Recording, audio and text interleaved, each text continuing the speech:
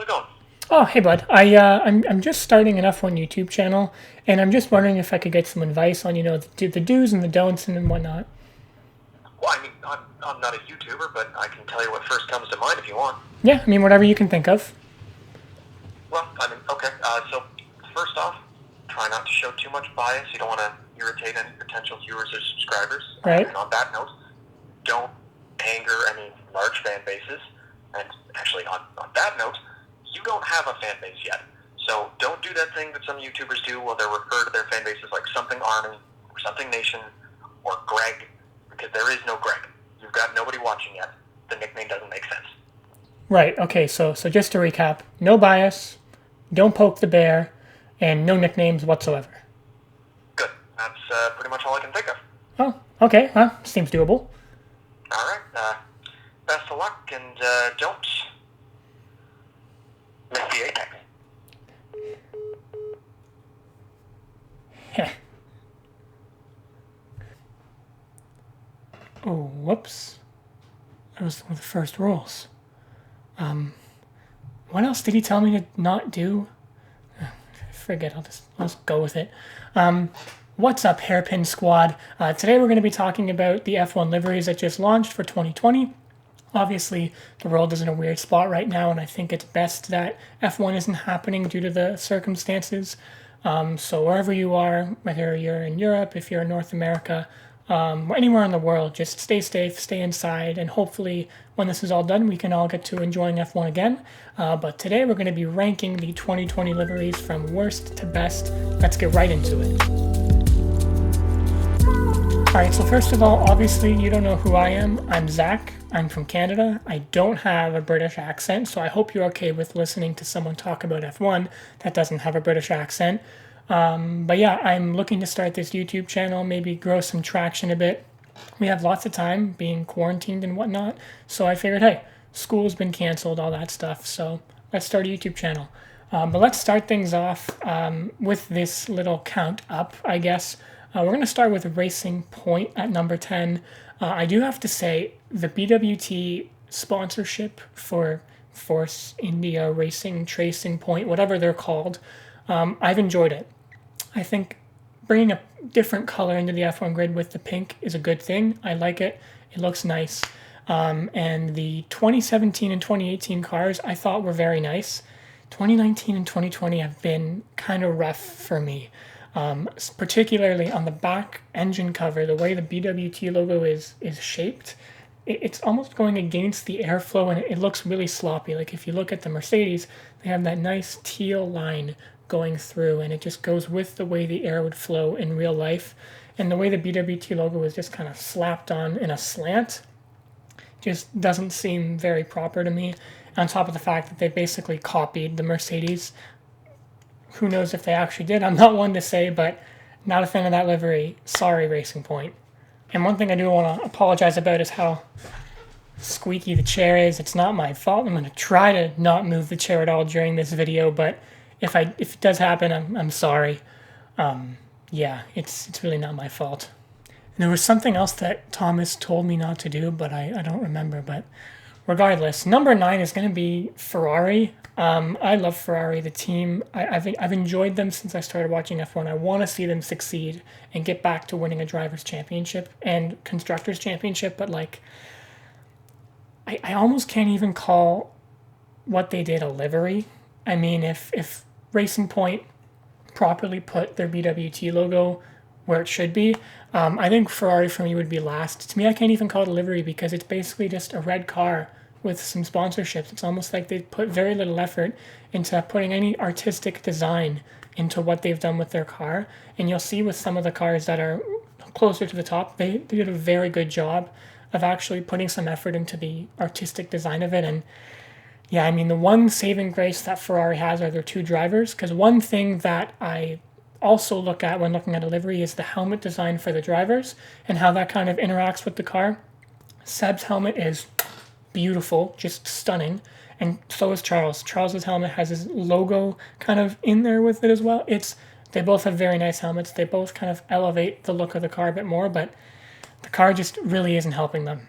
And now moving to a team that I really enjoyed last year's car. But this year it just kind of falls flat for me, and that's Alfa Romeo. Last year I really enjoyed the kind of blue stripes from the red and the front. I'm not sure if that was like a sponsorship thing that they had to take it away for, or what it was, but I really enjoyed it. And I'm not really a big fan of how it's all red and white now. I mean, I really liked the contrast with the blue. I don't mind the lines they put into the red in the back, but like, just it's not doing much for me this year. I'm sorry, Alpha. Next up is a car that when it first launched, being very different, I really loved the livery of the Alfa Tauri. But it's been about a month now since it launched, and I've had more time to reflect and look at it. And I do like it. I like how it's different from the Toro Rosso look, which I also didn't mind that livery either. But looking at it, the Alfa Tauri livery is just kind of clunky in a way, especially on the front nose. Looks kind of clunky. I really do enjoy the color scheme. The color scheme is gorgeous. It almost reminds me of, I think it's like an older Williams from back in the early 2000s. Love the color scheme, and I hope maybe for 2021 with the new, oh wait, not with the new regulations. Those have been pushed to 2022. But regardless, when the new regulations come in, I really hope they kind of build on this livery because it's a great color scheme, but I think the livery design just kind of falls flat for me. All right, and now we're kind of in the middle zone of where this is. So these are liveries that I don't love, but I also don't hate. I definitely hated Mercedes liveries back in 2015 and 16, but 2017 they started to get some traction. Even 2018 was pretty good, but 2019 when they brought in those little the gradient of stars on the back of the car, beautiful, stunning. Okay, so editor Zach here. I'm just realizing now that I forgot to mention the fact that they added in the red to the Mercedes this year with the Ineos, whatever it is, sponsorship. I quite like it. I think it adds a nice touch to the car, and it really kind of sets it apart from the Mercedes liveries of the past. But yeah, I don't mention it. Don't hate me. Don't yell at me in the comments. But I do realize that there is red on the car now. All right, back to the stuff I was saying before. I do enjoy it. I do like it. It's very similar to what they did last year. And I love the gradient and the way it looks in a bunch of different lighting conditions. One thing I wish they didn't do is now the line, the teal line is like a solid teal. I really enjoyed it last year where it was like almost glowing. It kind of made the car look like it was some sort of spaceship flying through the track. And I like it.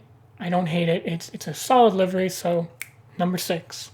Now, I had a really hard time with these next two because I love the new Haas livery. I really enjoyed last year's as well before the whole Rich Energy debacle that, we all know about at this point. If you don't know about it, what are you doing? Watch Drive to Survive Season 2. It was fantastically dramatic. I do really enjoy the new Haas livery. The one issue I have is kind of the side part area where it's kind of like a straight black line, and that part seems kind of clunky. I do love the little chevron on the nose. So I really, really do enjoy this livery. I love the Haas color scheme, but there's not that little, little touch to make me absolutely love it, like the top 2 on this list. Now this is where I'm not trying to show my bias to a particular F1 team. As you can see, I'm wearing a Renault hat because I am a massive Daniel Ricciardo fan. I wouldn't call myself a Renault fan. I'm more of just a Ricciardo fan. I definitely would follow him wherever he goes. Like when he was at Red Bull, I was supporting them. Now that he's at Renault, I'm supporting them. Say he moves somewhere in 2021, I'll follow him where he goes. So my allegiance is more to him rather than the team. But I do love the Renault car. I know it's very similar to what they did last year. It's pretty well the same livery, and I do wish they stuck with that all-black testing livery, but at the same time, it wouldn't really stick out the way that the classic livery does. I love the way it looks, mainly black from the side and then mainly yellow from the front. It's just a stunning car, and I think it's kind of underappreciated because people see it and they're like, oh, it's been the same since 2017, like it hasn't changed. But you know what? I'm okay with that. I think it's a banging livery. And this next livery also hasn't changed for the last few years. I think since 2016 they've had fairly similar style, but I love the Red Bull car. I think Red Bull has done a great job just branding themselves in the sport of F1. They're going to be known, if say they leave the sport in 2021 for whatever reason, they won't, but say they do, 50 years down the road, we will always remember the Red Bull cars because they are so iconic. I love the color scheme. I love that they switched to the matte paint design. And it's a stunning car, and it definitely deserves to be in my top 3. These next two, I have to say, were tough.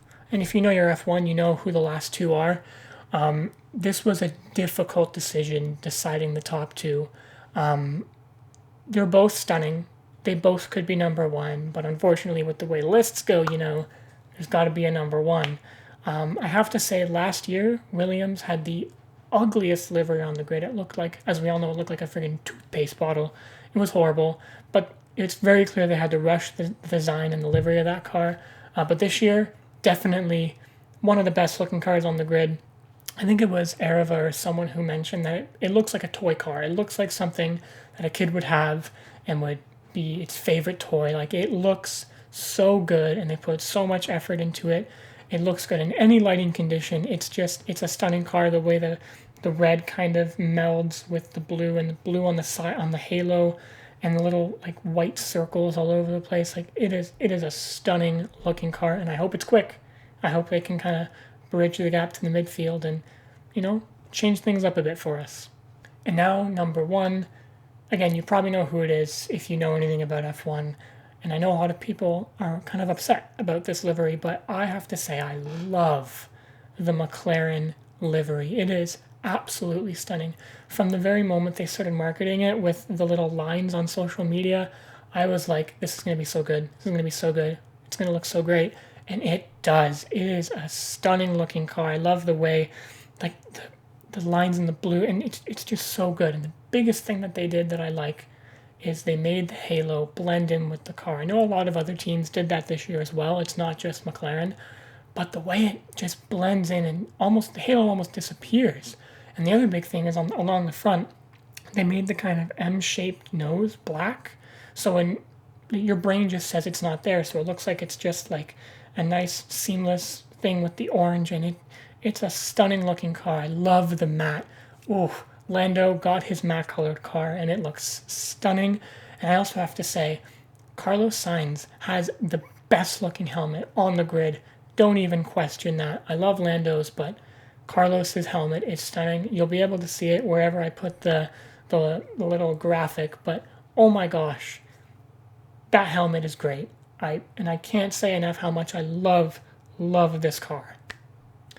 Well, I guess that's kind of it for the first video on this channel. I hope it starts to pick up some traction and, get some eyeballs on it, because we do really want to make this something big and something that we can be proud of. And I say we because the voice you heard on the phone earlier is probably one of my best friends, Thomas, and also my friend Dan. The three of us, huge F1 fans.